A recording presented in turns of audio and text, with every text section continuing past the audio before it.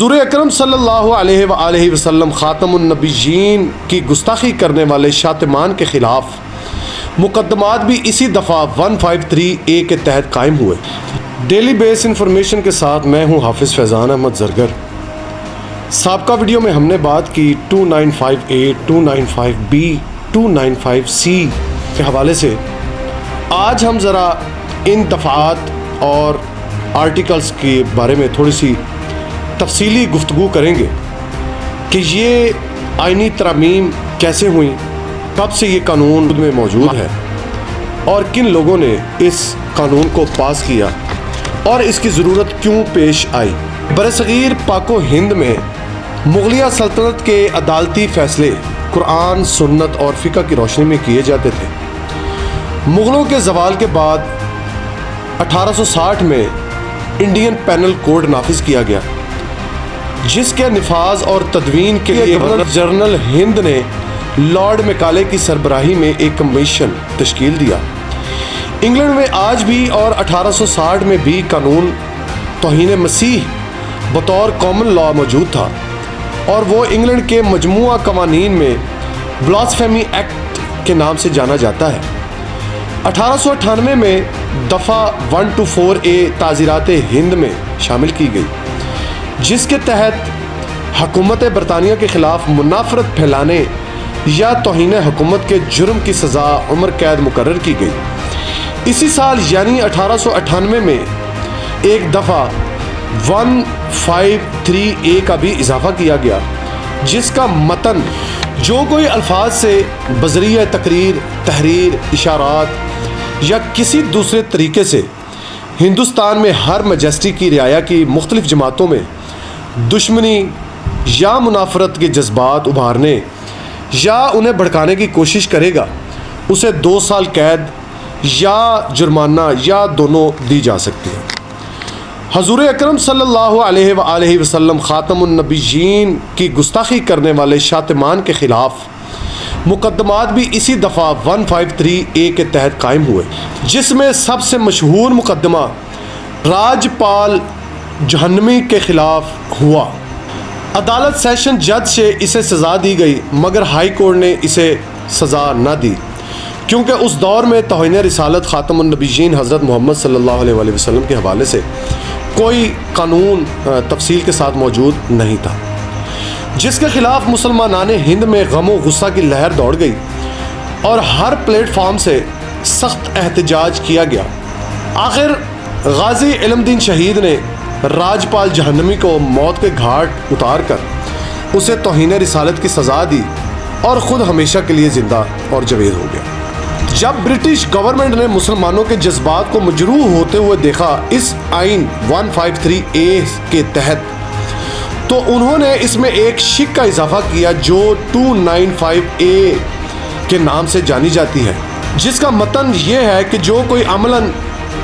اور بدنیتی سے تحریری، تقریری یا اعلانیہ طور پر ہر میجسٹی کی رعایا کی کسی جماعت کے مذہب یا مذہبی عقائد کی توہین یا توہین کی کوشش کرے گا، اس کے خلاف حکومت 2 سال تک قید یا جرمانہ یا دونوں کا تعین جو ہے وہ کر سکتی ہے۔ خیر، یہ تو تھی برٹش گورنمنٹ اور انڈین پینل کوڈ کے حوالے سے تھوڑی سی معلومات۔ اب آتے ہیں قیام پاکستان کے بعد 23 مارچ 1956 کو ہر میجسٹی کے ان الفاظ کو حذف کیا گیا اور پاکستان کے شہریوں کے الفاظ کو اس شق میں داخل کیا گیا۔ 1961 میں ایک ترمیمی آرڈیننس آیا، مگر اس دفعہ میں کوئی تبدیلی نہیں آ سکی۔ 1980 میں دوسرے ترمیمی آرڈیننس کے ذریعے 298A کا اضافہ کیا گیا، جو کوئی تحریری، تقریری، اعلانیہ، اشارتاً یا قناعتاً بالواسطہ یا بلا واسطہ امہات المؤمنین یا کسی اہل بیت یا خلفائے راشدین میں سے کسی خلیفہ راشد یا اصحاب رسول رضوان اللہ علیہم اجمعین میں سے کسی کی بے حرمتی کرے یا ان پر طعنہ زنی یا بہتان تراشی کرے، اسے 3 سال تک کی سزا یا سزائے تعزیرانہ دی جائے گی یا دونوں سزائیں دی جا سکتی ہیں۔ اس دفعہ میں امہات المومنین اور اصحاب رسول اور اہل بیت رسول کی گستاخی کو تو ناقابل تعزیر گردانا گیا، مگر خود اس مقدس ہستی خاتم النبیین حضرت محمد صلی اللہ علیہ وآلہ وسلم جن کی نسبت کی وجہ سے ان تمام کو یہ مرتبہ حاصل ہوا کے بارے میں کوئی بھی گستاخی کرے پر قانون موجود نہیں تھا، جس پر سپریم کورٹ کے ایڈوکیٹ جناب اسماعیل قریشی کی جانب سے 1984 میں شریعت کورٹ میں ایک پٹیشن دائر کی گئی۔ ابھی شریعت کورٹ میں فیصلہ نہ ہوا تھا کہ محترمہ آپا نثار فاطمہ نے ملک کے سینئر علماء اور وکلاء کے توسط سے قومی اسمبلی میں توہین رسالت کے مجرم کے لیے سزائے موت کا بل پیش کیا، جسے فوجداری قانون ترمیمی ایکٹ نمبر 3 سال 1986 کی صورت میں منظور کر کے تعزیرات پاکستان میں 295C کی صورت میں نافذ کیا گیا، جس کا متن یہ ہے: جو کوئی عملاً زبانی، تحریری، تانا زنی یا بہتان تراشی بالواسطہ یا بلا واسطہ، اشارتاً یا کناعتاً خاتم النبیین حضرت محمد صلی اللہ علیہ وآلہ وسلم کی توہین یا تنقیص یا بے حرمتی کرے، وہ سزائے موت یا سزائے عمر قید کا ہوگا اور اسے سزائے جرمانہ بھی دی جا سکتی ہے۔ توہین رسالت کی بل میں اہانت رسول خدا صلی اللہ علیہ وآلہ وسلم کی سزا بطور سزائے موت کا مطالبہ کیا گیا تھا، لیکن اس میں عمر قید بھی رکھی گئی جو قرآن اور سنت کے منافی ہے۔ فیڈرل شریعت کورٹ نے 30 اکتوبر 1990 کو 295C میں ترمیم کر کے عمر قید کے الفاظ حذف کر دیے